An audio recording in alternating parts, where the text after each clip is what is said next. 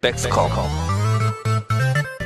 수건 여러분들 안녕하십니까? 백스컴 박시장입니다. 요즘 PC 시장은 혼돈의 시기, 혼돈의 카오스 그 자체입니다. 헬게이트가 열렸는데 와, 이게 언제 끝날지 끝이 안 보이고 있네요. 작년 연말에는 그래도 3, 4월 되면 괜찮아지겠지 라는 얘기들도 좀 많았잖아요. 근데 이제 3월이죠. 전혀 좋아지는 건 조금도 보이지 않고 있습니다. 신제품 나오고 막 테스트해서 신나게 PC 만들고 막 그렇게 재밌게 일해야 될 시기인데 우울한 얘기들만 들려오고 있네요. 뭐 어쨌든 모든 일에는 끝이 있는 거니까 시간이 지나면 끝이 나겠죠. 그렇게 믿고 버텨야죠. 뭐 어쩔 수 있겠습니까? 이더리움이 떡락을 하는 게 가장 큰 효과를 볼 수 있을 거라 생각을 하는데 오늘부터 자기 전에 기도를 좀 해야겠네요. 오늘 소개해드릴 시스템 바로 옆에 있는 이 PC고요. 이번에 출시한 RTX 3060이 장착이 된 컴퓨터입니다. 며칠 전에 올린 리뷰를 보신 분들은 아시겠지만 기대했던 성능치보다 좀 낮게 나왔거든요. 출시 초기라서 물건을 아주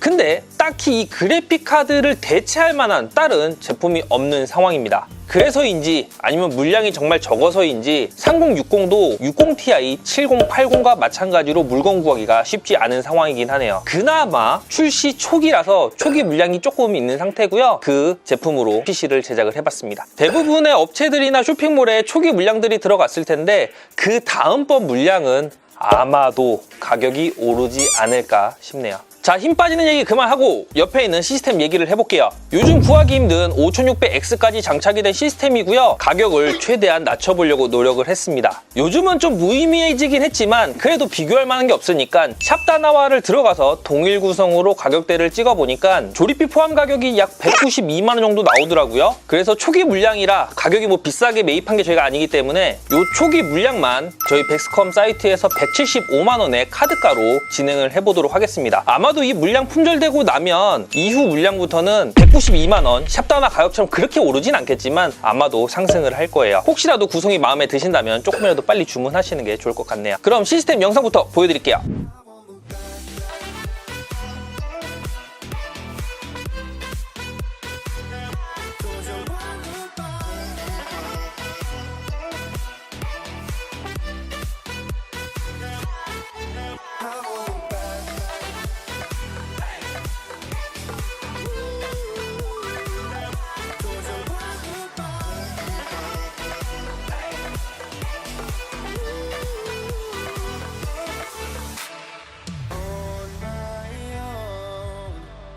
I don't know why she told me it's not your fault, but you told me 전체적으로 블랙 컨셉의 LED가 좀 깔끔하게 요소에 들어간 시스템이고요. 부품 소개해보고 게임 테스트까지 들어가 보도록 하겠습니다.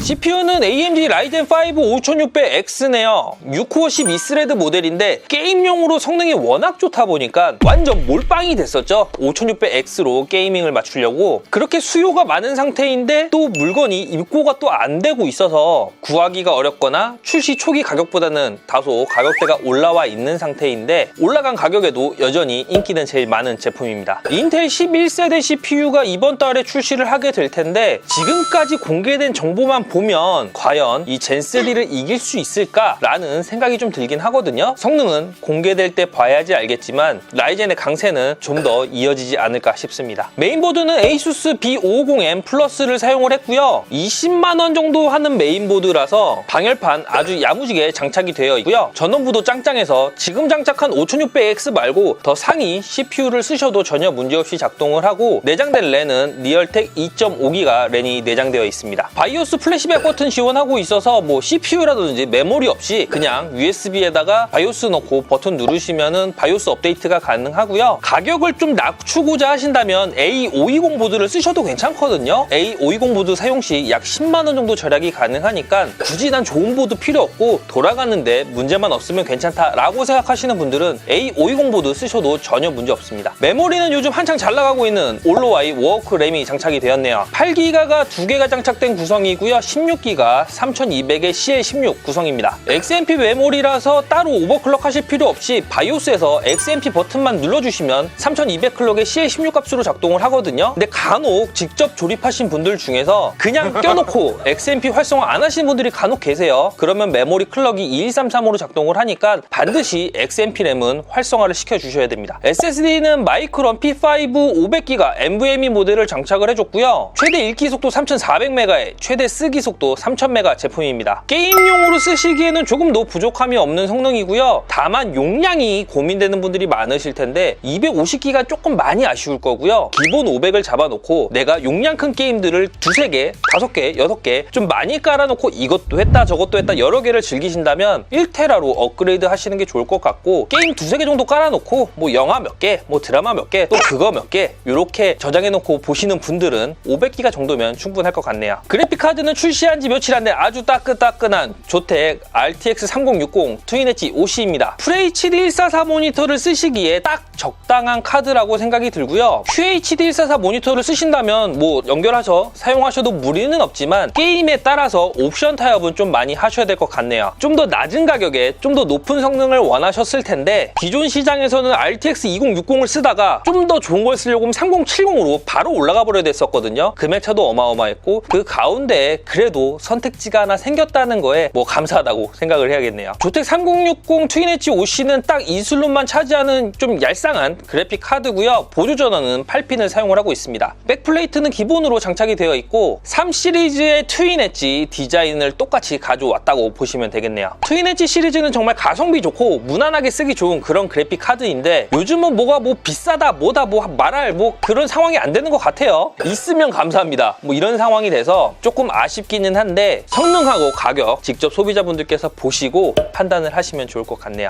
케이스는 옆에 있는 이 모델이죠. 데이븐 FT400 블랙입니다. 옆면은 강화 유리가 장착되어 있는 모델인데 지금은 촬영을 위해서 빼놨고요. 리안리 랭쿨 케이스랑 전면부 디자인이 굉장히 흡사하게 생겼죠. 미들타워 사이즈고요. 케이스 전면 상단에 LED가 좀 깔끔하게 들어오고 전면에는 LED 없는 120mm 펜 2개 장착되어 있고요. 후면부에는 이렇게 LED가 들어오는 120mm 펜이 하나가 장착이 되어 있습니다. 수냉 쿨러 장착 시에는 전면하고 상단에 240mm까지 장착이 가능하고요. 전면에 LED가 너무 화려하게 들어오는 건 난 싫다라고 하시는 분들한테 꽤 괜찮은 선택지가 될 것 같고 가격도 3만원대 초반이거든요. 이 정도면 가성비 굉장히 좋은 것 같네요. 파워 서플라이는 시소닉 SSR 700RA 700W 80 플러스 스탠다드 모델을 장착을 해줬고요. 3060 정도라면 700W로 아주 충분하니까 굳이 더 큰 용량을 쓰실 필요는 없고, 지금은 비싸서 3060을 쓰지만 나는 3070이나 80, 90 더 이상급의 그래픽카드를 쓸 예정이다 라고 하시는 분들은 750W나 가능하면 850W 이상으로 미리 맞춰주시면 나중에 그래픽카드 업그레이드 했을 때 파워 때문에 고민하시는 일은 없겠네요. 마지막으로 CPU 쿨러는 존스보 CR1000 ARGB 모델입니다. 블랙 컬러고요. 상단하고 LED 펜 쪽에 LED가 아주 깔끔하게 들어오거든요. 5600X를 기본 쿨러로 사용하게 되면 소음이 좀 있는 편이라서 거의 대부분의 PC들이 사제 쿨러를 장착을 하고 있는데 지금처럼 저렴한 공랭 쿨러만 써주셔도 충분하고요. 그래도 나는 제일 낮게 온도를 유지하고 싶다거나 수냉 쿨러의 디자인이 예쁘니까 수냉 쿨러를 쓰고 싶다 라고 하시는 분들은 수냉 쿨러로 바꾸셔도 되고 다른 공랭 쿨러 쓰셔도 전혀 문제가 없습니다. 최소한 이 정도만 쓰시면 되는 거예요. 가격대가 2만원대거든요. 그래서 부담 없이 장착이 가능합니다. 자, 장착된 부품들 소개는 모두 맞춰봤고요. 게임 테스트 들어가 보도록 할게요. 게임은 총 2가지 준비했거든요. 배틀그라운드랑 요즘 매난민들의 폭주로 대기열을 만들어내고 있는 로스트 아크입니다. FHD로만 진행을 했고요. 배틀그라운드 풀옵션 영상부터 보여드릴게요. 배그는 평균 프레임은 140이 넘어가고요. 하위 1%도 100프레임이 넘고 있어서 FHD 144 풀옵션으로 아주 깔끔하게 즐기실 수가 있고요. 요즘은 뭐랄까 배그가 고사양 게임이라고 하긴 좀 애매한 그런 상황이 됐잖아요. 그래서 뭐랄까요, 이제는 벤치 게임이 돼버린 느낌? 뭐 그런 느낌이 드네요. 그래도 여전히 하는 유저분들 많을 테니까 이렇게 맞췄을 때 대략 어느 정도 프레임이 나오는지 참고하시면 좋겠고요. 이번엔 출시한 지 2년이 지났는데 메이플의 뻘짓으로 인해서 대기열이 10,000번까지 가고 있는 로스트 아크 풀옵션 영상입니다.